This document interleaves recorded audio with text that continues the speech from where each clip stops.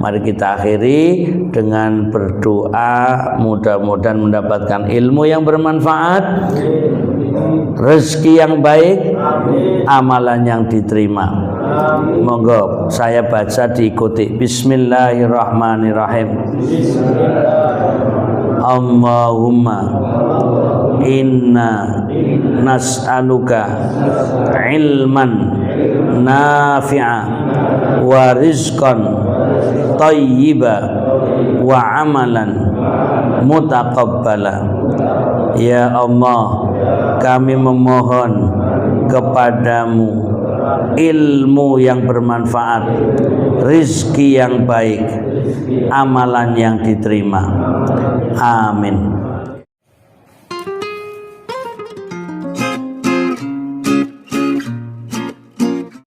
Bismillahirrahmanirrahim.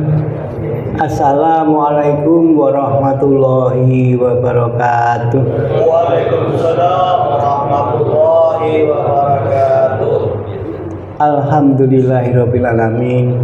Wassalatu wassalamu ala asrofil anbiya'i wal mursalin wa ala alihi wa sahbihi ajmain. Asyhadu an la ilaha illallah wahdahu la syarikalah wa asyhadu anna Muhammadan abduhu wa rasuluh. Allahumma sholli ala Muhammad wa ala ali Muhammad kama sholaita ala Ibrahim wa ala ali Ibrahim innaka Hamidum Majid. Rabbi shrah li sadri wa yassir li amri wahlul 'uqdatam min lisani yafqahu qawli. Shadaqallahul azim. Ibu-ibu, bapak-bapak, hadirin jamaah salat subuh Masjid Baitul Syukur yang insya Allah dirahmati Allah Subhanahu wa Ta'ala. Marilah yang pertama dan yang utama, kita selalu bersyukur kepada Allah Subhanahu wa Ta'ala dengan bacaan Alhamdulillahirabbil alamin.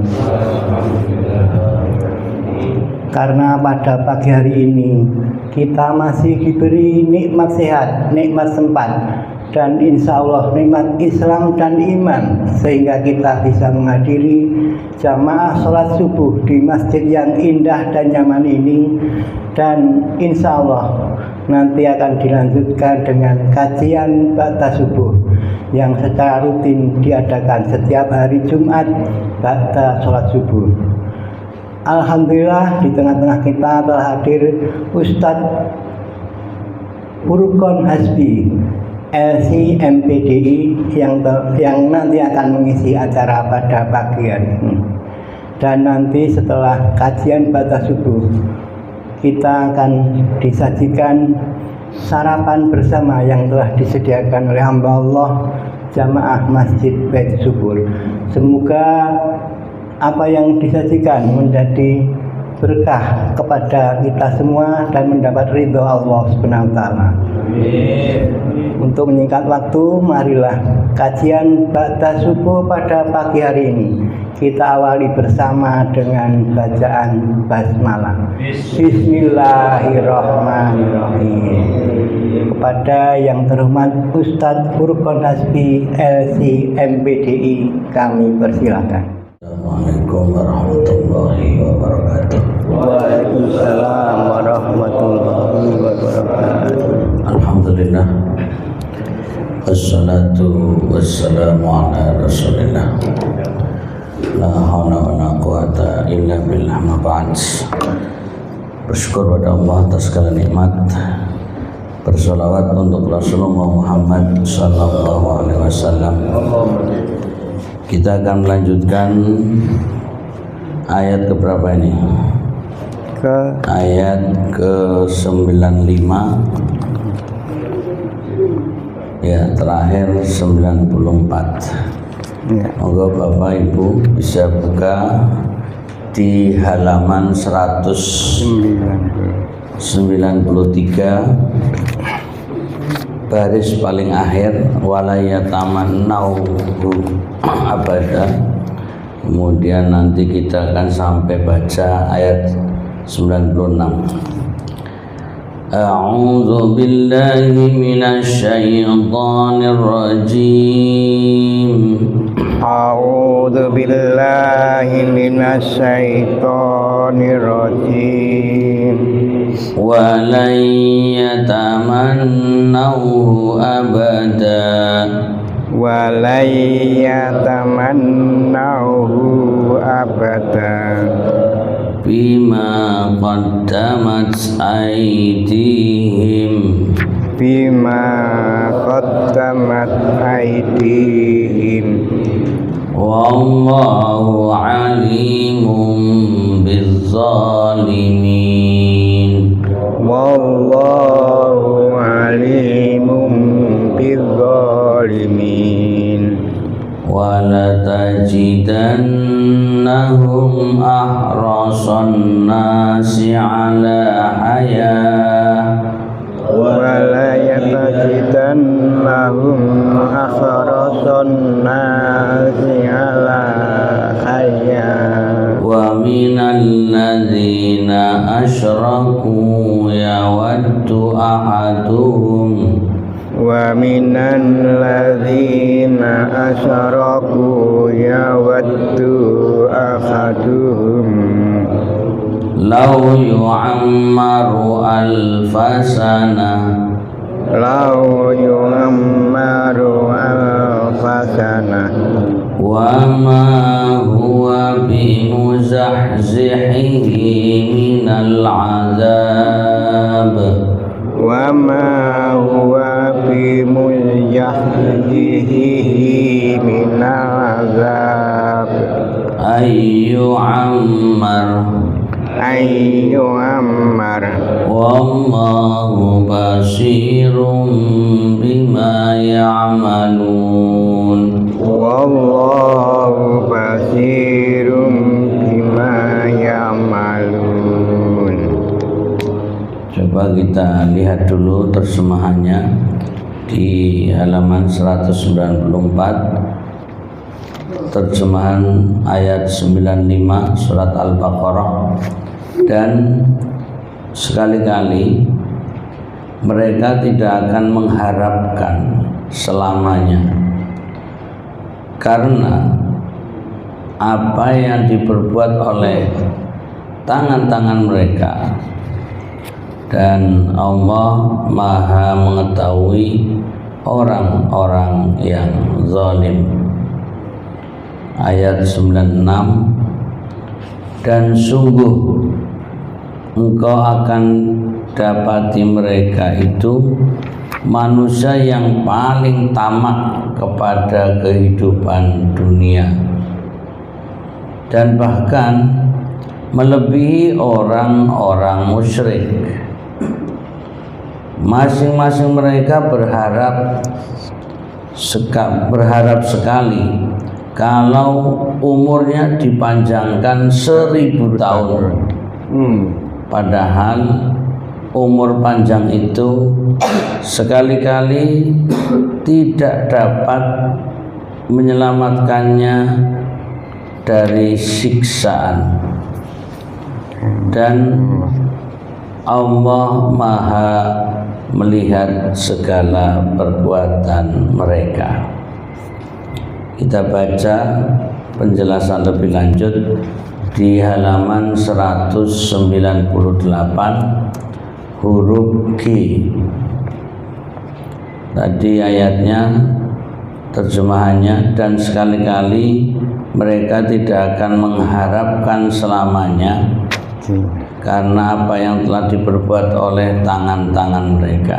Maksudnya sama sekali tidak akan terjadi dari mereka keinginan mati seperti ini, karena mereka menyadari dosa dan maksiat yang mereka kerjakan, di mana mereka nanti pasti mendapat hukuman seperti kejahatan merubah ayat-ayat Taurat dan kafir kepada kenabian Muhammad sallallahu alaihi wasallam.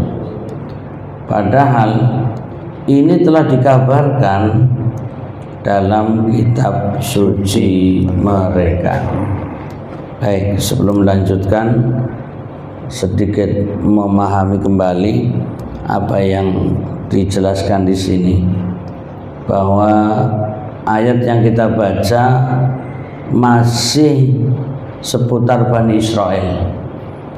Jadi pembahasannya tentang bagaimana Bani Israel yang hidup ya di zaman Nabi Muhammad SAW yang sudah disebut dengan istilah kaum Yahudi ya. Mereka tidak berani mati, tidak akan siap untuk mati. Mereka tidak pernah punya keinginan untuk mati. Lalu apa alasannya? Karena merasa punya dosa. Bahkan mereka sering berbuat maksiat. Lalu digambarkan di antara kesalahan, dosa dan maksiat yang mereka lakukan, merubah ayat-ayat Taurat. Dan lebih dahsyat dari itu, kafir atau menolak kenabian Nabi Muhammad SAW. Padahal di dalam kitab Taurat sudah disebutkan, paling tidak diisyaratkan akan datangnya Nabi terakhir, Nabi Muhammad SAW. Nah ini rupanya dari zaman dulu yang namanya manusia tentu tidak siap untuk mati. Ya, walaupun ya mungkin tidak punya dosa, tidak punya salah, ya, rasanya ya pengen tetap hidup. Nah di sini malah berangan-angan hidupnya 1000 tahun. Nah ini kita kembalikan kepada diri kita, walaupun yang sedang kita bahas angan-angan dan harapan Bani Israel ya, mereka dari kalangan Yahudi yang tidak siap mati. Pertanyaannya, kita sebagai orang Islam siap mati enggak ya? Luar biasa ini ya. Jadi mental ya, mental umat Islam harusnya ya siap mati ya itu. Jadi kita yakin dengan seyakin-yakinnya bahwa man qala la ilaha illallah dakhalal jannah.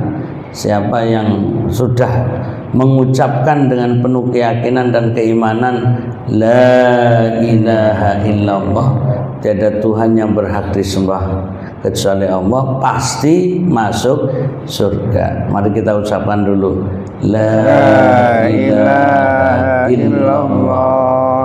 Sudah siap mati? Ya. Nah, mantap, husnul khotimah insyaallah.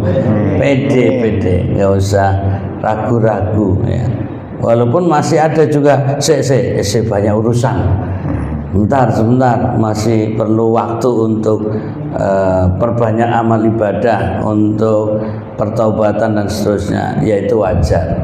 Tapi kira-kira kalau diberi tawaran umur 1000 tahun bersedia? Wah, kalau 1000 tahun kayaknya terlalu panjang. Ya, jadi atau 100 tahun kayaknya yus kesel itu. Jadi loyo ya, kita rata-rata yang hadir ini masih belum sampai 100 tahun ya. Kalau 100 tahun kayaknya loh sudah gak hadir di masjid deh.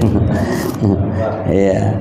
Jadi bahwa kita ini sebagai umat Nabi Muhammad SAW sudah diberi batasan umur ya antara 60 sampai 70 itu saja standarnya. Terlepas nanti takdir yang kita dapatkan adalah di atas 70, alhamdulillah. Tapi kita harus punya standar, kita hidup tidak lebih dari 70 tahun.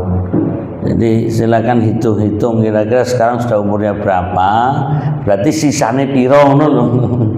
Jadi artinya biar tidak terlalu tulul amal, panjang angan-angan, nggak pernah akan ada habisnya. Jadi contoh gambaran Bani Israel punya keinginan hidup 1000 tahun. Jadi ini kan terlalu berlebihan. artinya harapan yang tidak wajar. Nah, maka kita jangan sampai menyerupai pola pikir mereka, ya, yang penuh dengan rasa takut karena sebenarnya akibat dari perbuatan mereka sendiri, ya. Kemudian juga karena mereka terlalu berangan-angan hidup lebih lama. Nah, kita standar sajalah, standar normal umum bahwa hidup antara 60 sampai 70 kita anggap cukup, ya. Nah, tinggal kita yang merasa hari ini saat ini masih punya kekurangan amal soleh bekal untuk akhirat, yaitu berupa ketakwaan, maka kejarlah, ya, perbanyaklah. Karena sebenarnya kita tiap hari itu sudah ada penghapus dosa.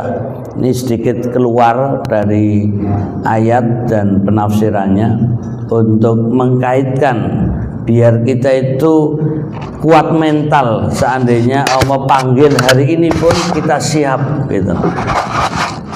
Jadi apa yang kita lakukan itu kebaikan-kebaikan, dan kebaikan-kebaikan yang kita lakukan ini adalah sebagai penghapus dosa itu sendiri.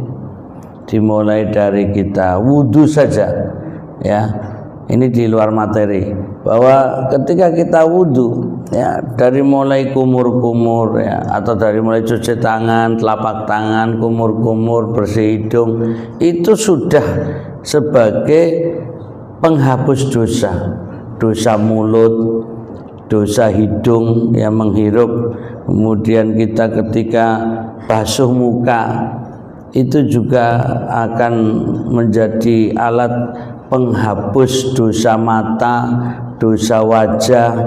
Tangan pun demikian, ketika kita basuh maka akan bercucuran air bekas wudhu itu, seakan mengalir dosa-dosa dari tangan kita. Diusaplah kepala, itu pun akan terhapus dosa, telinga, kemudian sampai pada akhir, yaitu kaki. Nah, dengan seperti itu kita merasa dosa yang kita lakukan sebelum wudhu itu akan terhapus setelah wudhu. Bahkan penghapus dosa, ya, bukan secara fisik saja, bahkan secara batin, ya, kita baca syahadat setelah wudhu, asyhadu alla ilaha illallah, itu ibaratnya kita sedang memantapkan diri, persaksian siapa yang mengucapkan la ilaha illallah dijamin masuk surga. Jadi mantaplah, yakinlah, ya, kita sebenarnya sudah punya bekal untuk menghadapi akhirat. Kita ucapkan hamdalah, alhamdulillahirabbil alamin. Dengan itu tidak terlalu was-was, tidak terlalu khawatir, tidak terlalu ragu-ragu, ya, ketika kematian harus segera datang. Kita sholat, ya, dari mulai kita berangkat dari rumah, langkah kaki kita itu pun menjadi penghapus dosa, ya. Jadi wudhunya penghapus dosa, ya, kemudian kalau habis wudhu kita sholat sunnah itu juga terhapus dosa. Kemudian kita melangkahkan kaki menuju masjid, kaki kanan akan meninggikan derajat, kaki kiri menjadi langkah penghapus dosa. Terus sampai kita sholat, ya, sholat wajib itu akan menjadi penggugur dosa-dosa kita. Dan itu kita lakukan berkali-kali, minimal sehari sholat wajib 5 kali, wudhu sekian kali, paling tidak 5 kali. Itu berarti tiap hari kita sudah bersih suci dari dosa. Nah, kecuali kalau punya dosa besar, kita harus ada pertaubatan secara khusus. Nah, ini artinya biar tidak takut menghadapi mati, karena yang kita hindari adalah menyerupai pola pikir Yahudi dengan gambaran walayyatamannahu abadan bima qaddamat aydihim. Jadi bahwa dan sekali-kali mereka tidak akan mengharapkan selamanya, ya. Artinya mereka takut akan kematian, ya. Sama sekali tidak akan terjadi dari mereka keinginan mati gitu. Nah, kalau kita kok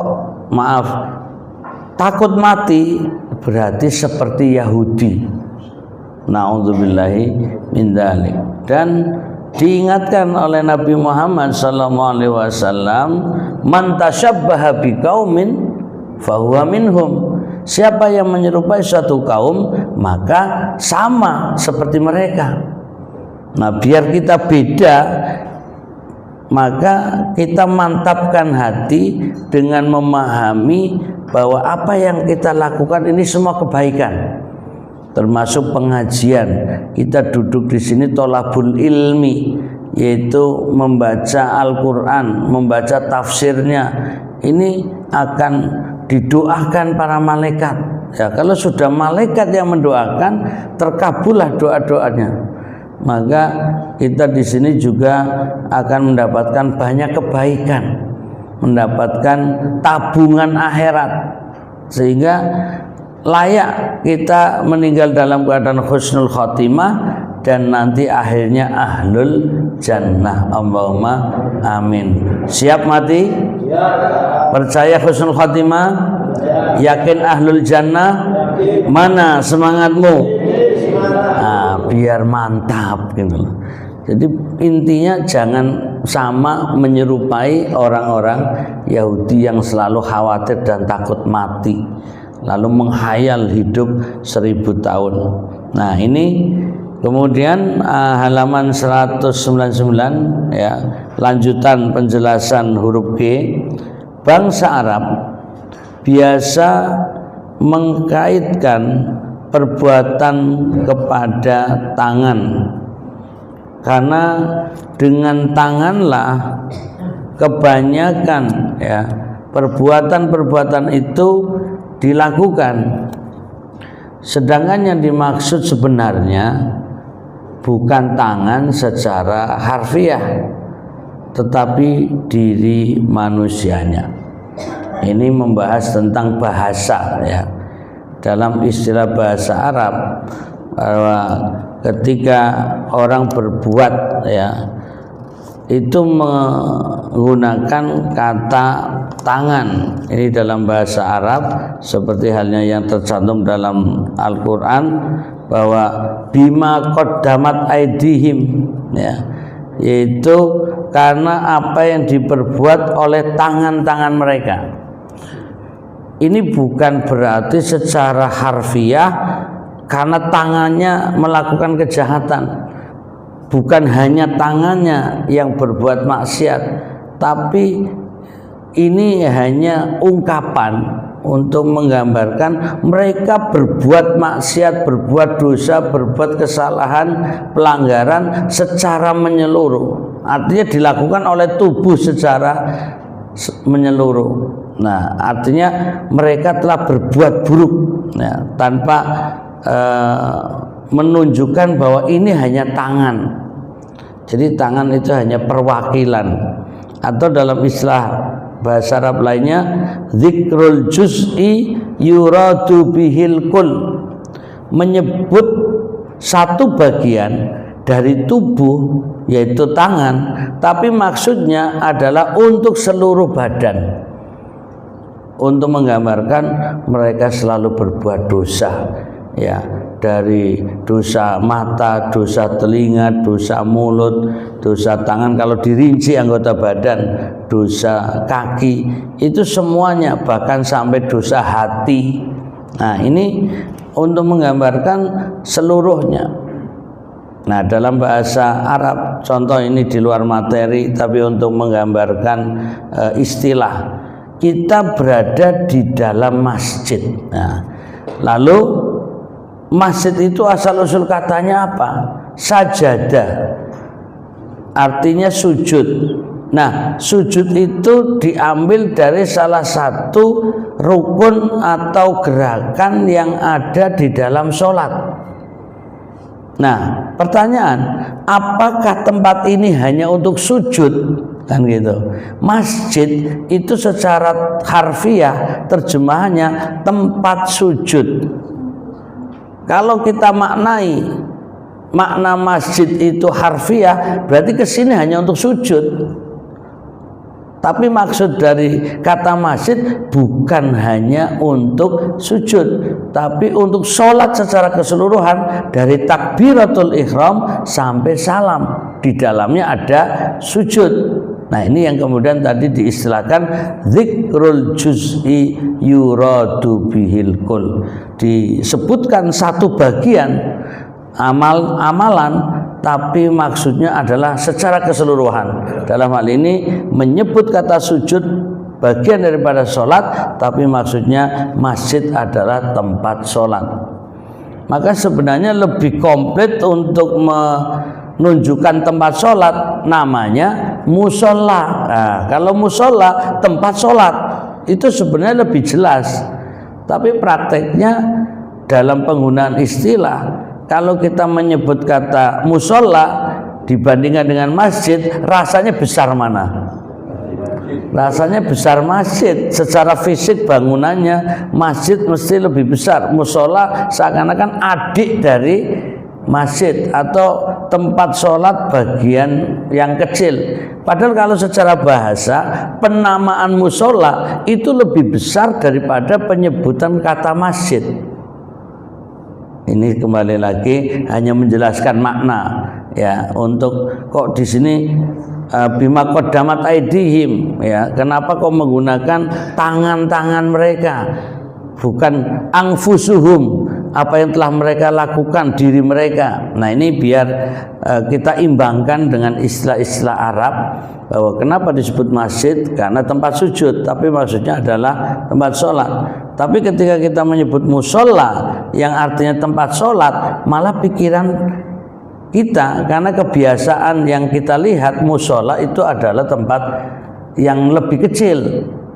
Tapi di zaman Nabi Muhammad Sallallahu Alaihi Wasallam, ketika menggunakan kata musola, itu adalah tempat sholat yang lebih lebar, tempat sholat yang lebih luas. Contohnya Nabi Muhammad SAW digambarkan kalau sholat id fil musola, tempat sholat idnya di musola, di mana tempat yang lebih luas dari masjid. Maksudnya lapangan. Tempat yang lebih luas dari masjid adalah lapangan. Nah, makanya Nabi sholat id itu di musola, sholat id di tempat yang lebih luas. Ini tidak bermaksud menyinggung, tidak bermaksud mengkritik, tapi hanya untuk memperjelas saja teorinya. Kalau sekiranya kita tidak punya tempat yang lebih luas dari masjid ini, kita nggak perlu sholat di luar. Kita tetap sholat di masjid ketika sholat id. Kalau kenyataannya kita nggak punya lapangan untuk sholat id, ya, ini loh teorinya. Jalan itu bukan untuk tempat sholat, tapi jalan adalah untuk lalu lintas orang, lalu lintas kendaraan. Maka teorinya kalau seandainya kita tidak punya lapangan, tidak punya tempat yang lebih luas, kembalilah ke masjid, nggak masalah. Tapi karena pikirannya pokoknya kalau sholat id harus di luar masjid, padahal orang denggon itu loh, nggak punya tempat, hanya di mana-mana sholatnya di pinggir jalan. Itu sebenarnya perlu ditinjau ulang, memahami istilah. Karena Nabi sholat id di musola, musola itu harusnya lebih luas dari masjid. Loh, kalau kemudian punya tempat masjid yang luas, kok terus sholatnya di luar masjid yang lebih sempit, berarti kebalik gitu loh. Nah, ini hanya untuk memahami arti bahwa penyebutan istilah-istilah dalam bahasa Arab. Masjid itu adalah penamaan dari salah satu rukun sholat, yaitu sujud. Sementara kalau musola itu penamaan secara menyeluruh, yaitu tempat sholat. Walaupun prakteknya Nabi menggunakan istilah musola itu hanya ketika Idul Adha, Idul Fitri, ya, yaitu Nabi sholat di musola, sampai penyembelihannya pun di musola. Karena arti musola adalah tempat sholat. Sampai Nabi mengancam bagi orang yang tidak mau ya udhiyah, menyembelih hewan udhiyah, korban, itu bahwa ancamannya man lam yudhi fala yakrobanna musallana. Ya, siapa yang tidak mau berudhiyah maka jangan mendekati ya musola kami. Itu artinya sebagai motivasi yang berduit, yang punya uang, yang mampu untuk berudhiyah atau berkorban, maka menyembelihlah hewan. Jangan sampai bahasa Nabi itu jangan ke sini kalau kamu mampu kok enggak nyembelih hewan. Itu kan sebagai bentuk ancaman saja. Artinya bukan berarti Nabi ngusir beneran gitu. Kamu kok punya uang enggak kurban, pulang sana. Ya enggak begitu. Jangan kemudian letterlek, wah pokoknya kalau yang enggak kurban diusir. Ya enggak bisa begitu. Itu hanya motivasi biar orang semangat berudhiyah atau berkurban. Ini agak melebar-lebar. Atau umpamanya Nabi mengancam orang yang enggak sholat jamaah, akan kubakar rumah orang-orang yang tidak datang ke masjid, tidak sholat jamaah. Itu ya orang beneran berarti Nabi membakari rumah orang, itu enggak no. Jadi ini hanya bahasa-bahasa, mungkin kalau bahasa kita hiperbola gitu ya. Jadi dilebihkan dalam rangka untuk menakut-nakuti biar orang itu berangkat ke masjid untuk sholat jamaah. Walaupun kemudian sebagian ulama berarti kalau Nabi mengancam itu artinya wajib, maka udhiyah berkurban wajib, maka sholat jamaah itu wajib. Itu salah satu pendapat di kalangan ulama kalau menafsirkan ayat atau hadis yang ada ancaman. Saya kira itu hanya untuk memperjelas tadi kata aidihim ya, tangan mereka. Jadi penggunaan kata tangan ini bukan tangan secara harfiah, tetapi diri manusianya, bahwa mereka telah melakukan perbuatan-perbuatan yang melanggar, yaitu maksudnya adalah orang-orang Yahudi dari Bani Israel di Madinah. Selanjutnya huruf H. Dan Allah Maha mengetahui orang-orang yang zalim ya.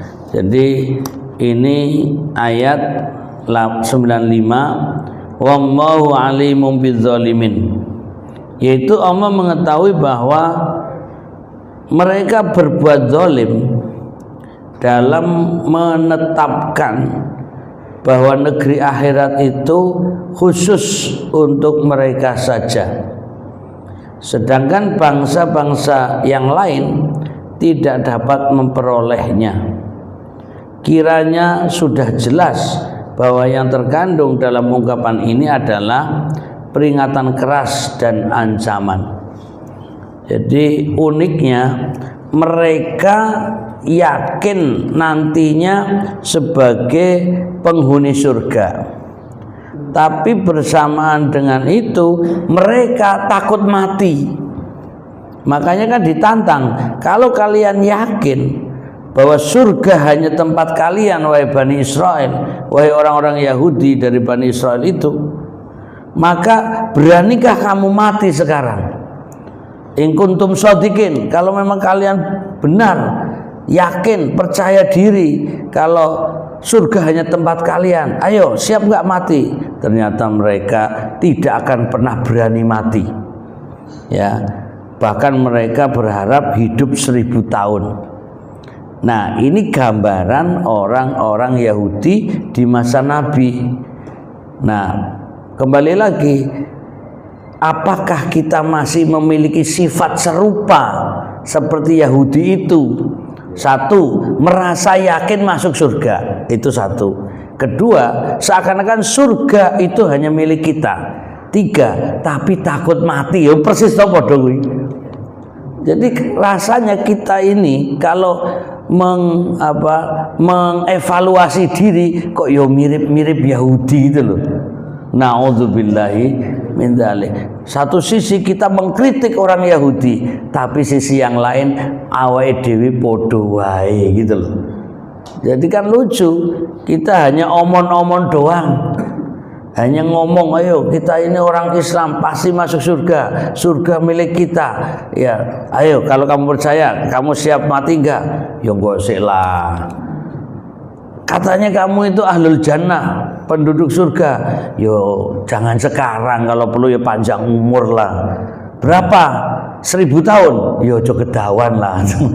Ini memang kita ya mirip-mirip gaya Yahudi itu loh. Jadi nggak ada kesiapan sama sekali. Makanya tadi di awal kita coba melatih mental kita. Jangan takut mati, siap mati. Karena kita husnudzon bahwa man qala la ilaha illallah dakhalal jannah. Siapa yang mengucapkan la ilaha illallah dijamin masuk surga. Bahwa amal-amal soleh kita diterima Allah. Ya, kemudian bahwa banyak amal-amalan yang kita lakukan itu adalah penghapus dosa jika kita banyak dosa. Jadi kita pun saling mendoakan, mudah-mudahan kita selalu di jalan yang lurus. Ihdinas siratal mustaqim. Dan kita harus ta'awanu 'alal birri, selalu tolong menolong dalam kebaikan. Kalau ada di antara kita yang melenceng, ada di antara kita yang berbuat maksiat, ada di antara kita yang melanggar aturan, saling mengingatkan, tawasau bil haqqi. Itu tujuannya biar kita bareng-bareng selalu di siratal mustaqim, jalan yang lurus, selalu dalam kebaikan, sehingga kita nanti akhirnya sama-sama husnul khotimah dan bareng-bareng di dalam surga. Itu jadi jangan egois, wis karepmu mati suul khotimah ora urusan. Itu bukan sifat orang beriman. Wis kono karepe dolala finar mlebu neraka ya ora apa-apa. Ya jangan begitu. Sekalipun mereka ada pelanggaran, sekalipun mereka melakukan kesalahan, bukan berarti kita membiarkan. Makanya jangan mudah menyalahkan orang. Jangan mudah merasa dirinya paling benar lalu melihat orang lain seakan-akan buruk semua. Itu bukan sifat orang beriman yang baik. Jadi justru kita kalau sudah melihat ada teman kita, saudara kita, sesama orang Islam, kenal atau tidak, mari kita saling mengingatkan untuk berbuat baik. Makanya ketika Nabi menegaskan unsur, ya, zaliman au mazluman, bantulah orang yang berbuat zalim dan orang-orang yang dizalimi, orang-orang yang dianiaya. Para sahabat qalu bertanya, kalau masalah menolong orang yang dianiaya, yang dizalimi, kami paham, pasti kami bantu ya Rasulullah. Tapi bagaimana kok kita diminta untuk menolong orang yang berbuat zalim? Masa orang berbuat zalim kita bantu? Kata Nabi, ya, cara membantu orang yang sedang berbuat zalim, hentikan kezalimannya, hentikan perbuatannya. Artinya jangan sampai dia terus berkelanjutan dalam kezaliman. Nah ini, jadi jangan kita biarkan perbuatan zalim itu. Artinya kalau ada teman kita, saudara kita, siapapun di antara kita sesama orang Islam ada yang melanggar aturan, ingatkan. Ya tentu dengan bahasa yang santun, dengan bahasa yang baik. Jangan mentang-mentang kita sedang di atas kebenaran, melihat saudara kita di atas kemaksiatan, lalu kita dengan bahasa kasar, bahasa yang tidak sesuai aturan, malah menunjukkan kita tidak memiliki akhlakul karimah. Ingat, kita harus hayyin, layyin, ya, kemudian qorib dan sahal. Jadilah orang yang santun, jadi orang yang tentunya menjadi orang yang mengajak kepada kebaikan dengan ud'u ila sabili rabbika bil hikmah, yaitu mengajaklah kepada jalan yang baik dengan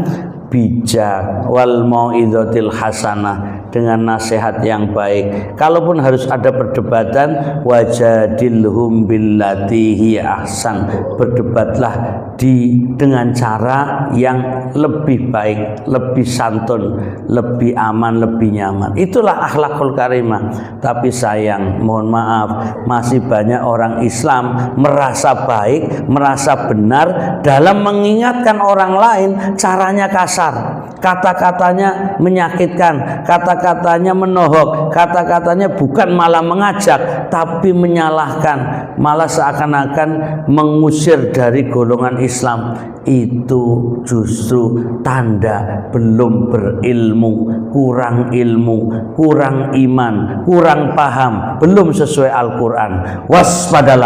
Waspadalah, mari perbanyak ilmu, mari pahami ajaran Islam sehingga tidak salah dalam dakwah.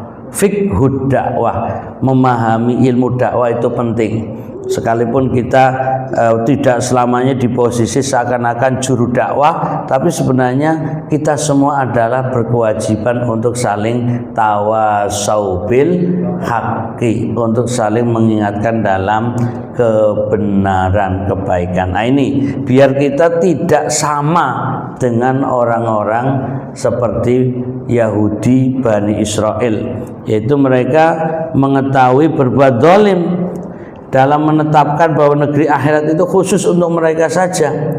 Ya, ini. Jadi intinya ini ancaman dari Allah untuk mereka, tapi sekaligus sebagai pengingat bagi kita. Huruf I. Dan sungguh engkau akan dapati mereka itu manusia yang paling tamak kepada kehidupan dunia. Ini sedang membaca bagaimana sikap orang Yahudi. Dalam ayatnya bisa dibaca kembali bahwa wala tajidannahum ahrasan nasi ala haya. Mereka itu manusia yang cinta hidup kekal di dunia ini, dan mereka akan berusaha untuk dapat mencapai hidup yang kekal itu. Maka mereka tidak percaya kepada anggapan mereka sendiri, dan begitulah perbuatan mereka sepanjang zaman. Kendati pembicaraan ini tertuju kepada kaum Yahudi yang hidup di masa turunnya Al-Quran. Demikianlah Al-Quran melontarkan bantahan kepada mereka, tetapi mereka tetap congkak menolak lantaran membanggakan kebangsaan mereka dan lantaran kelengahan mereka akan kitab suci mereka sendiri. Ya, kembali lagi ini adalah gambaran orang Yahudi, ya. Mereka yang pikirnya hanya memikirkan dunia.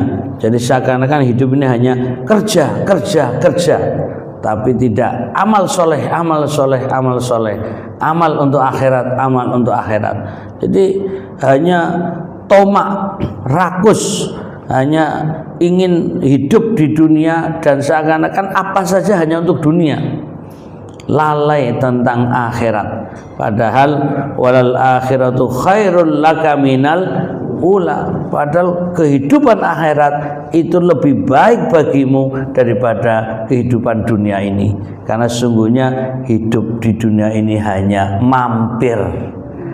Sebenarnya kita hanya transit, kita hidup di dunia ini hanya sebentar, dengan istilah-istilah seperti abiri sabil, seperti hanya orang nyebrang jalan, atau diibaratkan sebagai musafir, sebagai orang yang dalam perjalanan yang nanti akan kembali lagi. Ya, sampai istilah bahasa Jawa tadi hanya mampir ngombe, itu artinya hanya sebentar numpang minum saja. Dan tadi bocoran hidup jatah umat Islam antara baina sittina wa sab'in, hanya antara 60 sampai 70. Monggo yang sudah umurnya 60 hitung-hitung sendiri, you know. Jadi sudah masanya persiapan husnul khotimah. Nggak usah terlalu berlebihan angan-angan yang berkepanjangan. Ya walaupun nanti takdirnya kok sampai 100 tahun alhamdulillah. Tapi intinya kita merasa aku swidak berarti ya mungkin setahun meneh kan itu. Kira-kira mungkin 2 tahun lagi. Ini tahun 2025 yang umurnya sudah 60. Ini sudah lampu kuning gitu loh. Sudah lampu kuning, jangan-jangan sudah tidak akan ketemu lagi tahun 2029. Alias usura ngerti ganti presiden ini kan loh. Jadi nggak usah menghayal yang terlalu jauh, nanti tahun 2029 kita akan nyoblos dengan yang presiden baru. Wong sampean uripe urung karuan dengan 2029 no. Menghayal mau nyoblos ya ini. Dan itulah yang kadang-kadang melalaikan. Bahkan maaf hanya sekedar untuk ya mengingatkan, masih banyak para pejabat-pejabat yang di posisi dunia politik itu sampai lupa mati itu. Walaupun umurnya sudah di atas 70 tahun, rasanya masih nunggu 2029 gitu. Padahal mungkin tidak sampai 2029 ya, sehingga tidak akan mengikuti pemilu lagi. Nah ini jadi itu banyak orang menghayal seperti itu. Itu pun tidak berlaku hanya orang yang umurnya sudah 70-an. Yang masih muda juga jangan berpikir mesti nanti tahun 2029 ikut menjadi calon ini itu dan seterusnya. Lah siapa tahu yang muda juga mati duluan kan gitu. Nah ini yang kadang-kadang juga lalai semua. Yang muda merasa masih awet ya, panjang umur, yang tua lupa juga mau mati kan itu. Ya sudah, akhirnya nggak ingat akhirat. Ya, makanya kita orang yang mungkin di posisi yang terbaik bisa baca Al-Quran, baca tafsirnya, sehingga bisa mendapat pengingat-pengingat biar tidak kebablasan hanya dunia, kerja. Tapi mari kita juga di samping fit dunya hasanah, kita juga harus mikir wafil akhirati hasanah. Itu di akhirat pun kita baik, mudah-mudahan kita tercapai. Allahumma amin. Selanjutnya di penjelasannya, dan bahkan melebihi orang-orang musyrik. Jadi diserupakan atau disamakan orang-orang Yahudi yang mestinya mereka bertauhid. Jadi menurut ajaran Nabi Musa alaihissalam yang ada di dalam kitab Taurat itu menyembah Allah, tauhid, la ilaha illallah. Jadi orang-orang Yahudi sendiri kalau mereka berpedoman kitab Taurat yang sesungguhnya hanya menyembah Allah, mereka mengesahkan Allah, la ilaha illallah, sama dengan yang diajarkan oleh Nabi Muhammad SAW. Dan pada hakikatnya semua nabi itu misinya sama, ajarannya satu, la ilaha illallah. Walaupun redaksinya beda, ada perbedaan-perbedaan, tapi intinya hanya Allah. Sembahlah Allah wahdah, ubudullaha wahdah, sembahlah Allah satu-satunya. Wala tusyriku bihi syai'a, dan jangan menyekutukan Allah dengan apapun. Itu sama dari Nabi Adam, Nabi Nuh, Nabi Soleh, Nabi Ibrahim, Nabi Musa, Nabi Isa, Nabi Muhammad sallallahu alaihi wasallam, satu misi, la ilaha illallah. Maka orang Yahudi sebenarnya mereka adalah awalnya bertauhid, ya.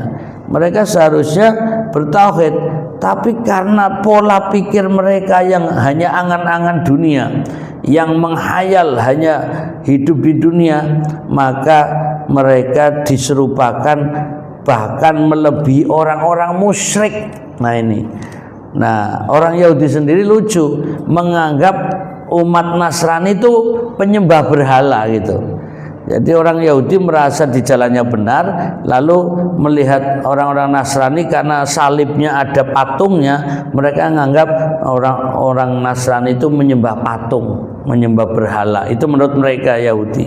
Malah sebenarnya orang Yahudi itu dengan umat Islam sepaham dari sisi keyakinan, karena umat Islam itu bertauhid. Maka menurut Yahudi, kami dengan umat Islam secara keyakinan itu sama, cara ibadahnya sama, itu mestinya. Tapi ya prakteknya mereka sendiri banyak melanggar aturan. Ini juga sebagai pengingat, ketika kita banyak mengkritik orang Yahudi, pertanyaannya apakah kita juga orang yang benar-benar selalu dalam Shiratal Mustaqim atau tidak? Jangan-jangan ya tadi seperti Yahudi merasa benar tapi mereka melanggar. Umat Islam merasa di jalan yang benar tapi juga nyimpang dari rel. Nah, itu sama saja jadinya. Nah, ini pengingat saja. Kemudian maksudnya orang-orang Yahudi merupakan manusia yang paling serakah terhadap dunia. Bahkan jika dibandingkan dengan orang-orang musyrik sekalipun. Kalimat ini jelas berisi ejekan. Jadi ini bahasa ejekan dalam Al-Quran untuk orang Yahudi, dan penghinaan besar kepada mereka. Karena memang orang-orang musyrik tidak percaya kepada hari kebangkitan dan hanya mengenal kehidupan dunia ini saja. Maka adalah bukan hal yang aneh kalau mereka serakah kepada kehidupan dunia saja. Adapun orang yang beriman kepada kitab Allah dan mengakui adanya hari pembalasan, maka adalah seharusnya dia tidak serakah kepada kehidupan dunia ini. Jadi kalau orang musyrik ya tidak iman kepada hari akhirat, ada surga, ada neraka, lalu serakah terhadap dunia, wajar. Walaupun itu salah, dianggap wajar. Tapi orang Yahudi yang merasa di jalan yang benar, iman kepada Nabi Musa, iman kepada Taurat, mereka punya panduan, punya kitab Taurat tadi, tapi mereka kok terus mikirnya dunia, itu berarti lebih parah dari orang-orang musyrik. Pertanyaan lagi, apakah kita juga serupa, kan gitu? Apakah kita masih seperti mereka? Yakin ya kita di jalan yang benar, kita bertauhid, kita iman, kita punya Al-Quran, kita percaya akhirat, tapi masihkah hidup ini hanya dunia, lupa akhirat? Mudah-mudahan tidak demikian. Rabbana atina fid dunya hasanah wa fil akhirati hasanah wa qina adzabannar. Allahumma amin. Terus huruf K, halaman 200. Waktunya kurang 5 menit. Masing-masing mereka berharap sekali kalau umurnya dipanjangkan 1000 tahun. Nah ini, jadi ini hayalan orang-orang Yahudi, yaitu yawaddu ahaduhum law yu'ammaru alfasanah. Ya, maksudnya setiap orang dari bangsa Yahudi beranggapan agar tetap bisa tinggal hidup di dunia 1000 tahun atau lebih, karena ia takut kepada kemurkaan dan siksaan Allah. Karena itu ia melihat bahwa kehidupan dunia dengan segala kepahitan dan penderitaannya masih jauh lebih baik baginya daripada siksaan di akhirat yang ia yakin pasti terjadi. Bangsa Arab menggunakan bilangan 1000 misalnya untuk menunjukkan jumlah yang sangat besar, bukan berarti 1000 betul-betul 1000. Nah ini kembali lagi seperti tadi ya, ini adalah bahasa kiasan, bahasa untuk menunjukkan kalau orang Yahudi itu pengennya hidup 1000 tahun. Itu bukan berarti mereka benar-benar menunggu waktu biar hidup 1000 tahun, bukan. untuk menunjukkan panjang umur. Pertanyaan, kita siap nggak umur maksimal 70 tahun kan gitu? Yo janganlah, kita itu kan takdir, kita kan semuanya ketentuan Allah. Ya kalau bisa ya panjang umur lah, itu mirip Yahudi ngono cara berpikirnya. Jadi kok terus pokoknya kita panjang umur. Kalau kadang guyonan tapi serius, guyon tapi serius. Siap mati enggak? Ya jangan ngomong mati ngono lho. Kita nanti ada malaikat lewat terus mati tenanan gitu. Kok ya takut banget itu loh. Kemudian umur kita itu ya antara 60 sampai 70. Yo kalau kita jaga kesehatan ya mungkin kita bisa lebih. Makanya jangan terlalu khawatir kita hidup hanya 60 70 masih lama lah. Siapa tahu kita bisa lebih dari 70 tahun. Nah itu masih mikirnya seperti itu persis seperti orang Yahudi. Ini bukan berarti kita terus mati enggak gitu. Maksudnya jangan seperti berpikirnya orang Yahudi yang takut mati, berangan-angan hidup abadi, hidup yang berpanjang-panjang lalu banyak maksiat. Nah, ini yang kita hindari. Kemudian huruf KL. Padahal umur panjang itu sekali-kali tidak dapat menyelamatkannya dari siksaan. Nah ini terjemahan dari ayat Al-Quran tadi, masih lanjutannya, yaitu wa ma huwa bimuzahzihihi minal azabi ayyu'ammar, ya, yaitu maksudnya tidaklah kekekalan di dunia ini dapat menyelamatkan dan menjauhkan dari dirinya dari siksaan yang sudah tersedia untuknya, karena umur berapapun panjangnya tidak mustahil pasti akan berakhir. Kita semuanya kullu nafsin dha'iqatul maut. Penutup huruf M. Dan Allah Maha melihat segala perbuatan mereka. Wallahu basirum bima ya'malun. Mau baca semuanya. Wallahu basirum bima ya'malun. Karena mau penutupan ben melek itu loh. Dan Allah Maha melihat segala perbuatan mereka, yaitu Allah Maha mengetahui perbuatan-perbuatan mereka yang tersembunyi, dan segala apa yang mereka lakukan pasti Allah akan membalasnya. Panjangnya umur tidak dapat melepaskan mereka dari genggaman kekuasaan Allah, tidak akan menyelamatkan dari siksanya, sebab dialah tempat kembali dan segala urusan ada dalam kekuasaannya. Demikian, mari kita akhiri dengan berdoa, mudah-mudahan mendapatkan ilmu yang bermanfaat, rezeki yang baik, amalan yang diterima. Monggo saya baca diikuti. Bismillahirrahmanirrahim.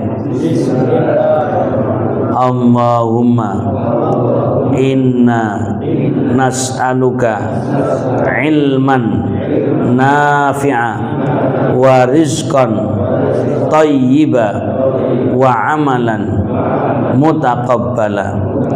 Ya Allah, kami memohon kepadamu ilmu yang bermanfaat, rizki yang baik, amalan yang diterima.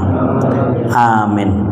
Kita akhiri dengan kafaratul majlis. Subhanakallahumma wa bihamdika asyhadu an la ilaha illa anta astaghfiruka wa atubu ilaik. Wa billahi taufiq wal hidayah. Assalamualaikum warahmatullahi wabarakatuh.